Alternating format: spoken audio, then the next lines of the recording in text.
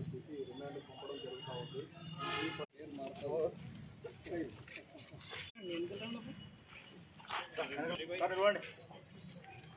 Video call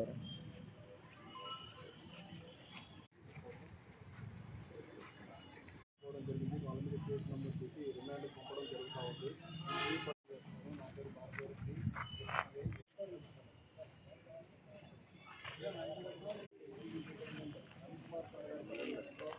మనకు రాబడిన సమాచారం మేరకు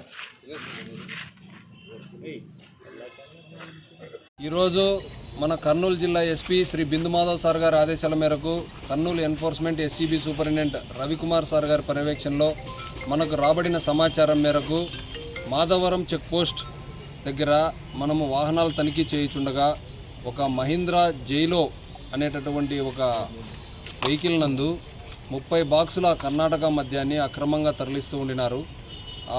తరలించుచున్నటువంటి వ్యక్తులు పరమాన్ దొడ్డి తాండా, మంత్రాలయం మండలం. అతని పేరు వచ్చేసి రమేష్ నాయక్. ఇంకో అతను చాకలి గంగాధర్ అనేటటువంటి వ్యక్తి. ఆ ఊరికి పక్కనే నాగలాపురం అనే విలేజ్ ఉంది.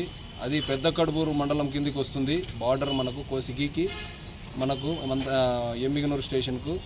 ఆ పెద్ద కడుపూరుకు చెందినటువంటి ఇద్దరు ప్లాన్ చేసుకొని చుట్టుపక్కల దాచి ఉంచి మద్యం వ్యాపారం చేయాలని అనుకున్నారు. ఆ ఇన్ఫర్మేషన్ మనకు వచ్చి మనం పట్టుకొని ఇద్దరు తరలిస్తుండగా రెడ్ హ్యాండెడ్గా పట్టుకోవడం జరిగింది. వాళ్ళ మీద కేసు నమోదు చేసి రిమాండ్కు పంపడం జరుగుతూ ఉంది. ఈ పట్టుబడిన మద్యం విలువ మరియు ఈ యొక్క కారు మొత్తం రెండు కలిపి సుమారు 4 లక్షల విలువ ఉంటుంది. వాళ్ళ మీద కఠిన చర్యలు తీసుకోబడుతున్నాయి.